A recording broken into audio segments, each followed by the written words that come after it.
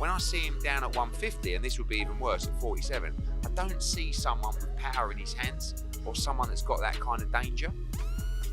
And I think Ryan's a good solid fighter. I don't think Ryan's anywhere near the levels of Shakur and Devin and those guys. But I think he'd be a big favourite to beat Conor Benn. These are fights that Conor Benn could very easily lose. So if you're Conor Benn's team, you're trying to get the Garcia fight, because even if you lose to Ryan Garcia, you lose on a big stage. But I, for the life of me, don't understand anyone that thinks that Conor Benn's a bigger fight than Devin Haney. In the U.S., it's definitely not a bigger fight.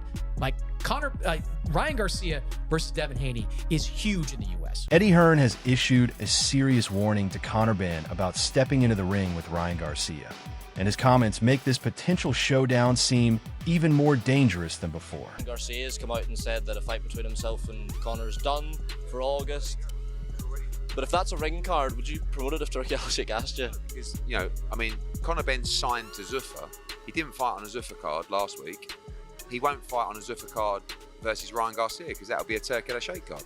But, you know, if Conor Benn got 15 million to fight Regis Prograis, he'll be getting 20, 25 million to fight Ryan Garcia. Ryan Garcia is the champion. Ryan Garcia should be getting 50. Hearn believes Conor Benn has developed into a much stronger fighter and looks at his best when competing above 150 pounds.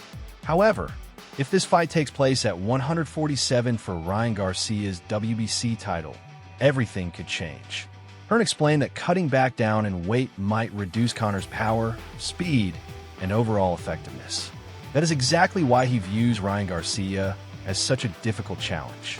Ryan has explosive hand speed, excellent timing, and the kind of knockout power that punishes even the smallest mistake. If Benn enters the fight weakened from making weight, the danger only increases. So, despite all the excitement surrounding this matchup, Hearn's message remains straightforward. Conor Benn must think carefully before accepting a welterweight fight like this. His warning comes as the matchup appears closer to reality than ever before. Dana White has openly expressed interest in making Conor Benn versus Ryan Garcia happen next, and Benn's new 5-fight agreement with Zuffa has added even more momentum. This is no longer just another fantasy fight discussed by fans online. With Benn now linked to Zuffa, Dana has every reason to pursue a blockbuster event, and Ryan Garcia is exactly the type of star who can generate massive attention. Garcia and the potential for a fight against him is what everybody's been making noise about. What fight do you want? What have you told Dana White? Whoever wants it can get it. That's who you are. I have no doubt about it. But I asked a very direct question. This is first thing. He don't know me that well yet. Who do you want? Like, who's the guy? Garcia. Yeah, that's all I want to hear. That's all I want to hear, Dana. That's what I was asking about. What about you, Dana? I agree with everything he said. That's why I'm in the business right now, is to make the fights that people want to see. This sport is way more broken than I even thought it was. I've already done more fights this year, my first year, than all the promoters combined. Yeah. My job is to figure out how to pay him and pay me. You know, I got to make sure that we make enough money for everybody. His job is to be a badass. I just want to give people value for money. I want people to want to tune into a Conor Benn fight. I pour my soul into my fights and I give them every. This is also where the business side of the fight becomes much more complicated. Eddie Hearn has stressed that DAZN could ultimately be the deciding factor in whether Ryan Garcia versus Conor Benn actually gets made. From Hearn's perspective, it is not as easy as Dana White, Golden Boy, Zuffa, or the fighters simply agreeing to the matchup. Ryan Garcia remains connected to DAZN, and if the broadcaster does not support the deal or become involved, the entire fight could collapse before it is officially announced. That changes everything. Suddenly, it is no longer just Ryan against Benn. It becomes a battle involving Dana White, Oscar de la Hoya, DAZN, Eddie Hearn, Zuffa, and Paramount, all trying to determine who ultimately has control over one of boxing's biggest potential events. Garcia is exclusive to DAZN. Therefore, if you want to procure his services, you need to be having a conversation, not just with Oscar de la Hoya, damn right, he's his actual promoter, but also with the broadcaster that holds that exclusivity. But they think they can just walk in, and right now it's a really interesting situation, because if that doesn't get resolved, there will be no Ryan Garcia-Conor Benn fight. And DAZN kind of hold the keys to that, and Dana hates it. Because not just has Dana got to have a conversation with the Zone, I mean, Dana won't have the conversation because he's a puppet, but not just as, I don't know, Nick Khan or whoever it's going to be, has got to have a conversation with the Zone. They've got to have a conversation with Oscar De La Hoya. If Dana White is standing up there talking about the fight, Oscar De La Hoya is going to have to be right next to him. That's actually worth making a fight but I don't think they'll do it. I think he'll say, no, I'm not having it, because this is what they do. There's no flexibility and no kind of desire to work with anybody. So that's the neutral take on this. Eddie Hearn also addressed the ongoing issues involving Oscar De La Hoya, DAZN, and Zuffa Boxing, and his comments made the Ryan Garcia versus Conor Benn situation seem even more complicated. Dana White may want to make the fight happen, and Conor Benn may now be committed to Zuffa, but Ryan Garcia is far from being freely available. Oscar De La Hoya and DAZN still hold significant influence, meaning Dana cannot simply take full control of the event without their involvement. But what Dana White also doesn't know is that in Anthony Joshua's contract, it clearly states the fight must take place in the UK. But I don't even think Dana White knows that. I mean, at the moment, and someone said to me, why isn't he kind of just backtracking and go, all right, fair enough, I'm not promoting. I said, can you imagine Dana White sitting up at a press conference and goes, guys, I've got to apologise. I got it wrong. Sorry, Eddie Hearn. So what he's doing now is he's doubling down, he's trebling down, and he'll just try and find a way where he can pretend that he sort of played some kind of role, because Zuffa is incapable of actually making a really big fight on their own right now. So this is his way of saying, I'm the promoter. Do you know what I mean? Instead of like, no, you're not. Like, I'm not even saying I'm the promoter. But I know one thing, you can't be involved because it's in the contracts of both fighters. Do you know what I mean? And the fight must take place in the UK, in our contract. Now, Turki Al-Sheikh is also paying the bill.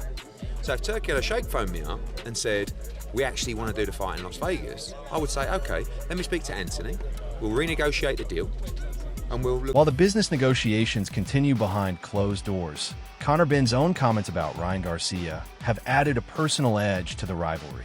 Calling Ryan a liability, a loose cannon, unpredictable, and even unprofessional may be Benn's attempt to get inside his opponent's head, but that strategy also carries serious risk. Ryan Garcia has always fought with emotion, and if he feels disrespected, that frustration could fuel him once the opening bell sounds. Benn may believe he is gaining a psychological advantage, but provoking a fighter with Ryan's speed and knockout power is a dangerous game. If Ryan enters the ring feeling insulted or underestimated, he may be looking to do far more than just win a fight.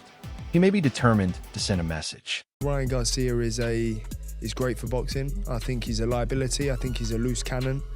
I think he's unpredictable. Could say unprofessional. But ultimately, he's sheer entertainment. Gifted. He's got great hand speed. Eddie Hearn has said, and a lot of people agree, commercially, if Ryan were to win, you and him, whether it's here, whether it's in the UK, one of the biggest fights to be made. Yeah, I agree. I think Ryan's a character. I think he does good numbers. If Ryan does win, no doubt we can make Ryan at Wembley in London in June. Regis Prograis also made it clear that Conor Benn is not an opponent Ryan Garcia can afford to overlook. In Regis' opinion, Benn may not be the cleaner or more technically polished boxer, but he still possesses qualities that make him a genuine threat. To be the man that's possessed, it really is. It feel like Conor Benn is possessed. I'm not gonna lie. Like I said, I look at him in his eyes, and you don't gotta be that good, bro. You don't have to have that much skill when you possessed on something. You really want something you possessed on. You don't have to have that much. According to Regis, Conor Benn fights with the determination of someone who constantly feels he has something to prove. That relentless hunger can make any opponent uncomfortable, especially when it is backed by real punching power. Regis still favors Ryan Garcia as the more refined boxer because of his incredible speed, sharp timing, and dangerous left hook. At the same time, he believes Benn's relentless pressure and powerful right hand are capable of changing the entire fight with a single punch. With Ryan, I think Ryan does have better skill. Ryan is fast, big hook and stuff like that, but kind of has power. And power can change everything, bro. When you got power, one punch can change everything. So I think it'll be a very interesting fight. like I said, I think that skill wise, of course, I lean more towards Ryan. But Conor's hungry. You know, it's hard to beat somebody that's hungry, that wants to be a champion. It's hard to beat them, bro. And it'll be, if they do make that fight happen, it'll be very interesting to see what'll happen. Bernie also shared his opinion on the possibility of Conor Benn challenging Ryan Garcia for the WBC title. From his perspective, Benn being placed in that position says more about the politics of boxing than about accomplishments inside the ring. He does not feel Benn's most recent victory alone clearly earned him a championship opportunity. At the same time, he pointed out that Ryan Garcia is also receiving a title shot despite coming off a defeat. Do you think that Conor Benn is being overlooked or overhyped? Probably a little bit of both. I mean, I haven't really heard anyone hyping him. well, the thing is that, Except Zupa paying Yeah, him all that money for that one fight. well, that's enough. That's overhyped. That's hype. Yeah. So, I mean, and I mean, don't get me wrong, but I mean, he has, it's not necessarily his name, it's his dad's name. Right. Nigel Benn. That's actually, you know, putting him in these situations. So, I mean, he hasn't really done a whole lot. Be sure to check out the other videos appearing on your screen, and do not forget to watch the next one.